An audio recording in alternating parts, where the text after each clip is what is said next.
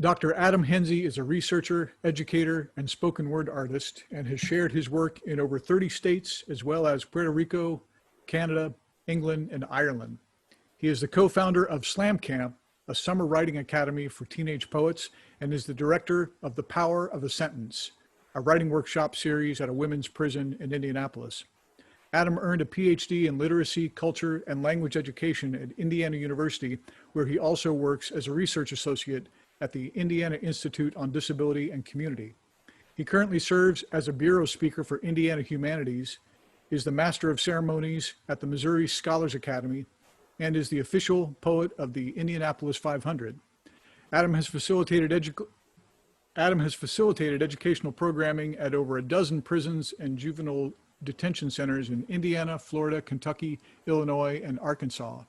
Articles about his work as an artist and educator have appeared in the Japan Times, NPR, PBS, Big Ten Network, Chalkbeat, USA Today, and the Indianapolis Star.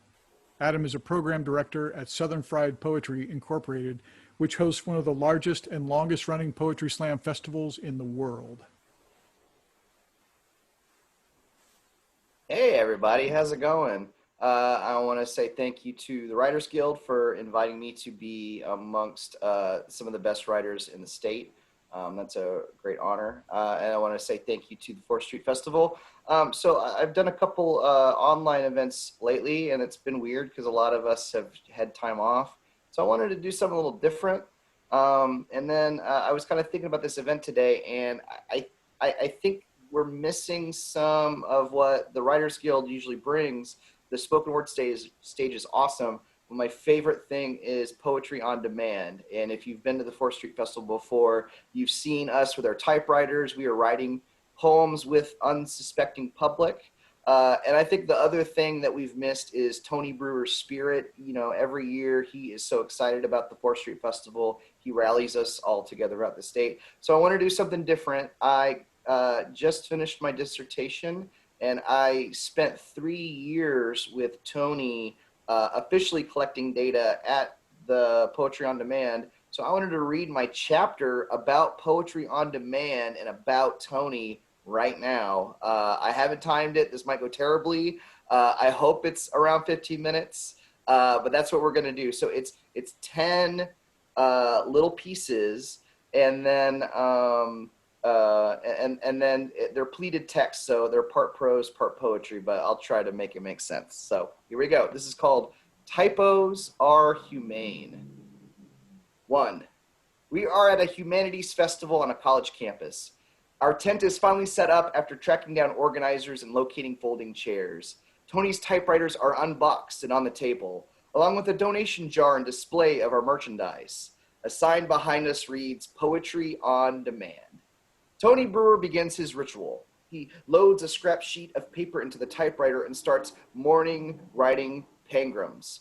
The quick brown fox jumps over the lazy brown dog. Pangrams are sentences that incorporate every letter of the alphabet. Tony has a selection of favorites and likes to mix them up when warming up the typewriter. Pack my box with 5 dozen liquor jugs. Writing a pangram is a way for a typist to unstick every key and test the ink ribbons on their machine. It is also a way for a writer to unstick the clunky keys in their mind. It is a way to wake up the brain and prepare it for a test of an 8-hour writing marathon. Sphinx of Black Quartz, judge my vow. Tony owns 37 vintage typewriters, he thinks, and has been booking our POD gigs for close to a decade.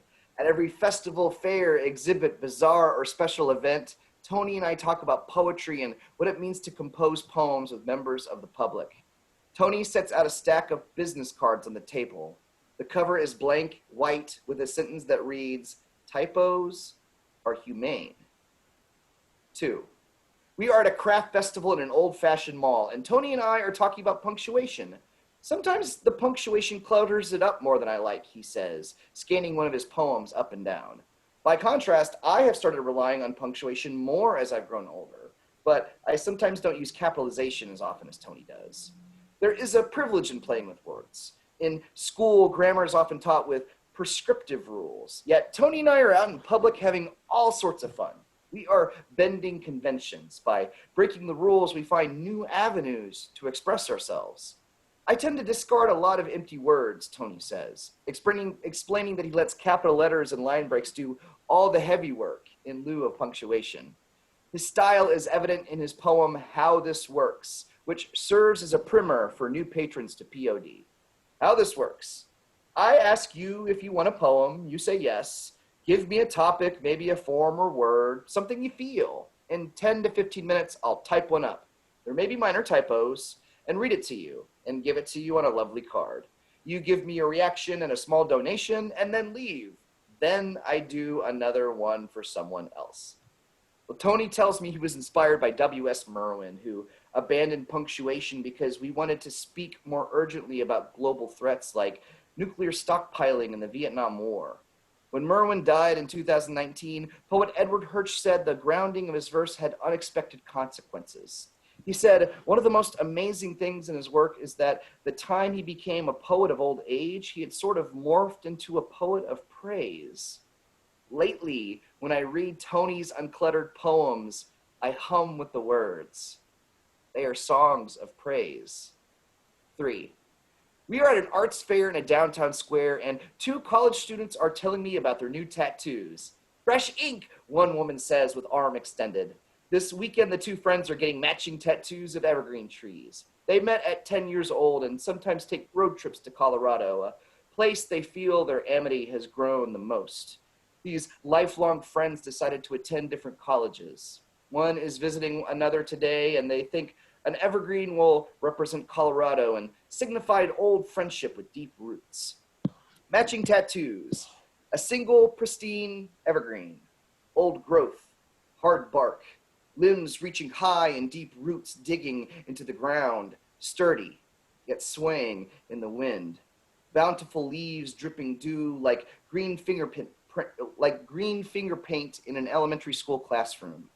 Unbroken boughs like the bond of a Colorado friendship, like 10-year-old girls holding hands while climbing toward the sky. It's tattoo time and 2 chairs side by side. Hold my hand, friend. This will only hurt a moment. One friend posts the poem on Instagram. Part of her post reads, now I can always have my best friend at my side. Their bond is solidified, sealed in ink. Their love is a tattoo, a photograph, a poem. 4. We are at a food festival next to a lemonade stand, and I asked Tony if he would ever go full time. Has he ever thought about quitting his academic gig and hitting the road? Tony says right now that POD feels like giving gifts and receiving gifts in every conversation. He would hate to get to a point where it felt like he is the only one giving. I feel very playful asking if people want poems, he says. A mother walks up to Tony and says, do you know anything about bipolar disorder? Tony takes out a pen and notebook and listens as best as he can. 5. We are at a blues festival in a public park, and a woman approaches the booth wearing round glasses and a sunflower hat. She wants to tell me about a vision she has realized, the country's first slow food market, a reimagined space of community and cultivation. She says a few years ago, her life was uprooted. The soil she trusted in had turned toxic. It hurt to be plucked from the ground and replanted in a new plot, but now she knows the sun shines here also. This is a poem for celebration of slow growth reclaiming a forest floor and treetops. She tells me one struggle she faces is that people don't always know what slow food means. It means sustainable, it means accessible, it means real food, she says with gritted teeth. I write a poem for her called Market Season about the clarity that comes with reawakening. When we say our food is slow, what we mean is intentional. Deliberate, a calculated hand sorting salt from sand, slow like roots cutting through rock over the course of years, slow like a stalk unplucking itself from the dirt and stretching east. It is market season, and we flourished like an orchard of fattening apple trees. We serve everyone with a slow shaking of hands who know what it takes to pick grit from fingernails. When we say slow, we mean meaningful. Making food like leaving a gig and your man behind, we are a talk on a slow walk that blossomed in the community of loving and forgiveness, education, care, and shared space.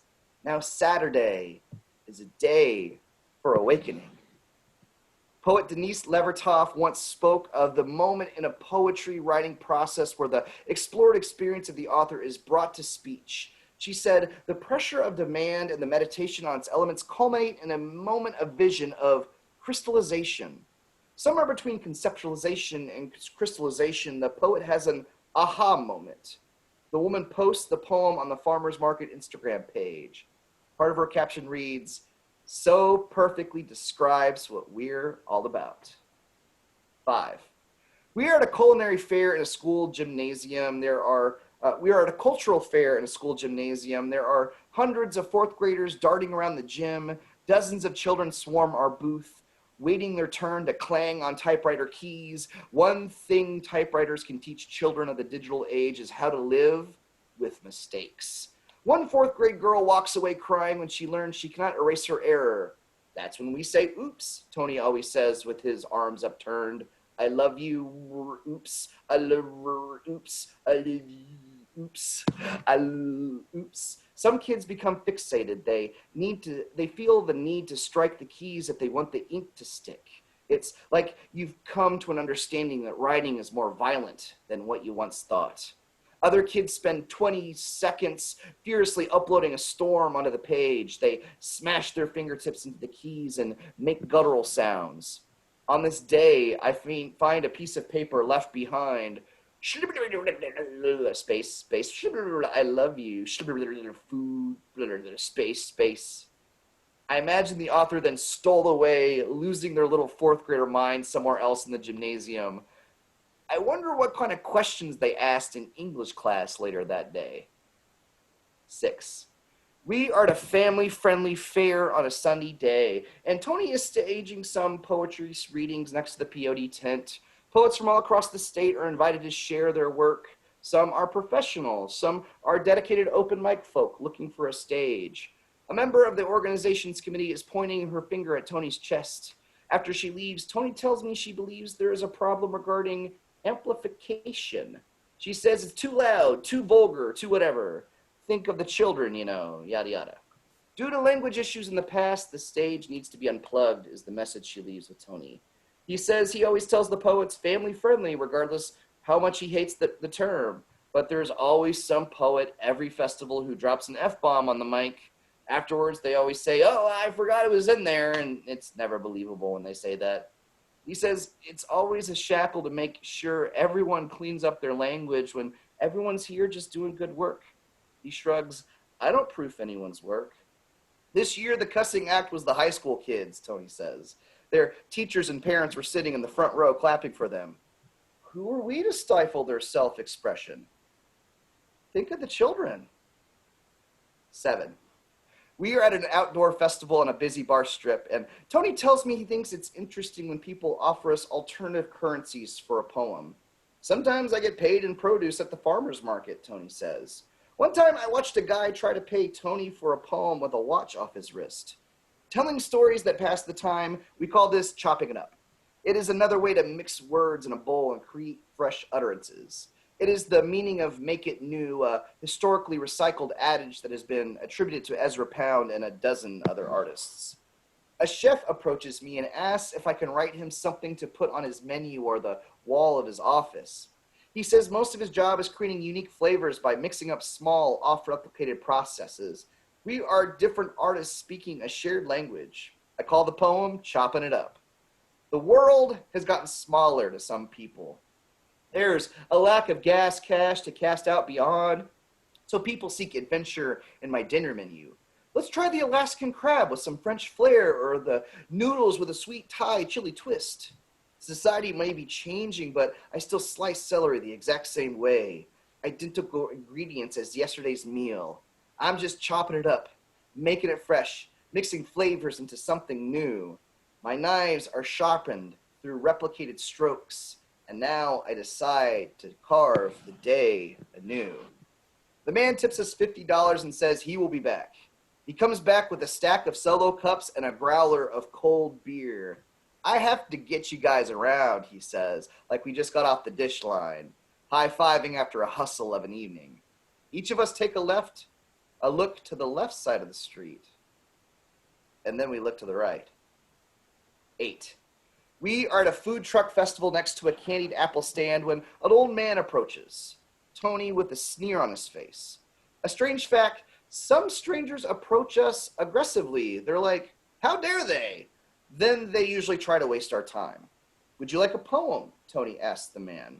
The man rattles off a theme like he's trying to stump Tony or something. The one who got away, the man blurts out before leaving our line of sight.